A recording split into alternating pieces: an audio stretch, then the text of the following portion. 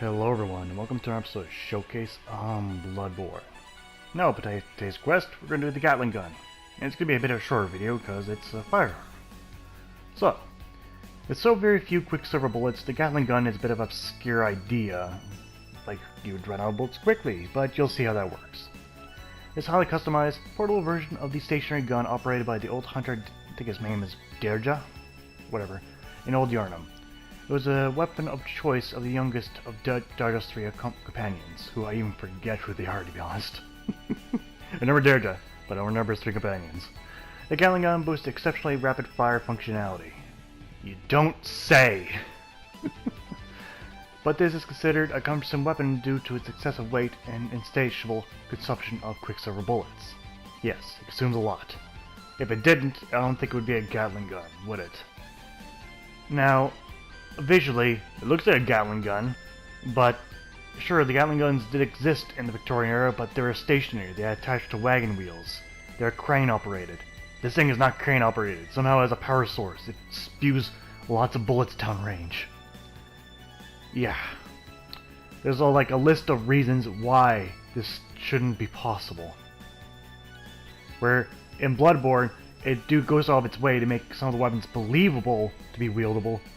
This is one of those weapons that just takes the entire list, crumples it up, and throws it in the trash and tells you to go fuck yourself. It's gonna do what it wants. So yeah, that's the Gatling gun in a nutshell for in Bloodborne. Given the lack of animations, I'll simply lump it together the stats. Okay, speaking of stats, on the Gatling gun, you can see that the overall blood damage based is 80, with a bonus of 6. Yeah, incredibly low bonus damage there. But yeah, it's a DPS weapon. So, oh well. Going on to special stats, you can still see the quicksilver bullet consumption is 1, although that's a bit of a mystery how that works. Yeah. Trigger bonus, you got an E for blood tinge. Yeah, that's it. But for trigger requirement, you need 28 strength, which is a lot, and 12 dexterity. Yet you don't benefit from either on this weapon.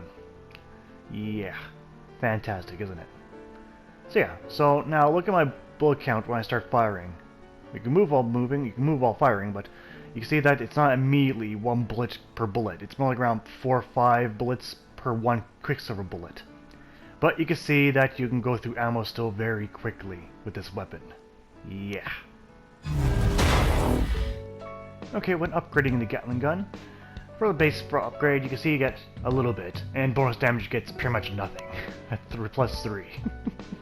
That is pretty much nothing. And since the firearm, it can only have 1 blood gem slot, so it leaves quite a bit to be desired as usual. The Gatling gun fits in a weird place in Bloodborne. It's not really intended for a single target or groups. It can be used against bosses to a certain extent, the ones you can't, stagger, the giant ones. But even then, you're not going to do a whole lot of damage with this. It's still a gun. In Bloodborne, you're not designed to kill enemies with guns. You could do, but you only get 1 to 2 shots. The Gatling gun has lots of shots, but they don't do a huge amount of damage. It's a DPS weapon. And you don't have the quicksilver bullets to maintain the DPS. So there's always a lot of problems. Now you see with the base damage, the final upgrade here, I've pretty much doubled the base damage, and bonusly's got somewhere with a little bit. You can see I have an upgraded version there, so not a whole lot changed there. Alright, performance. I'll fight against a few enemies.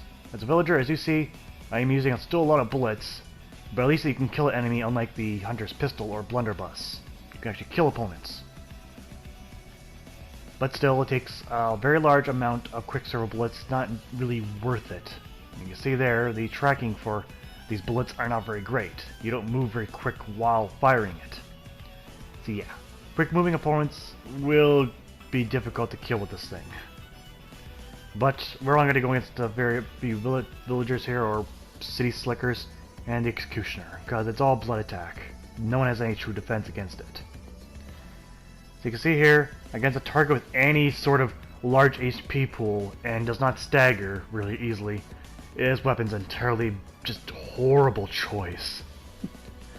This is not a weapon you're supposed to rely on. In fact, I'm not sure where this weapon fits into the battle combat of Bloodborne. I don't really know, because you can squeeze between most attacks in the games with proper dodging, and the rest can be parried. So where does this weapon fit into combat? It's the biggest question for me, and I can't really answer it. You see, I ran out of ammo before I was able to kill him. So yeah, I gotta punch him to death now. Fantastic. Great weapon, truly. Yes, we're already on to the pros and cons. Like I said, short video. Anyway, on the pros, it is awesome having a Gatling gun and all. And it actually is a firearm that can kill opponents, unlike most others who are not designed to. And that's pretty much it for the pros. On the cons, it consumes a large amount of Quicksilver bullets to get that job done. Its bullet tracking is not so great, so quick opponents will maneuver around you pretty easily. And from what I noticed, it has no parry function really. I tried parrying various amounts of opponents, but none of them could be really parried, from what I noticed. Maybe I'm just bad timing of this thing, but either way, if it's definitely a parry, it's not very good at it. Alright, going on to the score for the Gatling gun. Damage, I'll give a 7 out of 10. This weapon can actually kill opponents, and it's at least usable in that regard. Most, even though firearms aren't meant to kill opponents, but whatever. Speed, though, I'm going to give it a 4 out of 10. It's faster than the cannons, and it's not the most slowest weapon, but enemies that maneuver quickly will still dodge it pretty easily. Bonus, 2 out of 10. That is crap bonus. At least I could use it at the final upgrade, so I'll at least give it more than 1 point, but that's pretty bad. Miscellaneous, I'm going to give it 3 out of 10. This weapon doesn't really fit into any combat style in this game, I believe. Cannons can be used. When you stagger an enemy with a normal gun, you can switch to a cannon as a surprise and blow them away. The Gatling gun doesn't quite do that. It doesn't really stagger enemies. It staggers small ones, but anyone medium or large, or just ignore it. This weapon doesn't really fit into any combat style. So in total, the Gatling gun gets 16 out of 40. I classify the weapon as bad. Entertaining, cool looking, bad. So yeah, that's my opinion on it. And let's get it out of the way. Here it is with the gem. I pretty much increased the bonus damage by 40, doubling the bonus damage. But doubling the bonus damage isn't saying a whole lot for this weapon. But regardless, let's show it. Well, I'll show what it can do in the little montage here.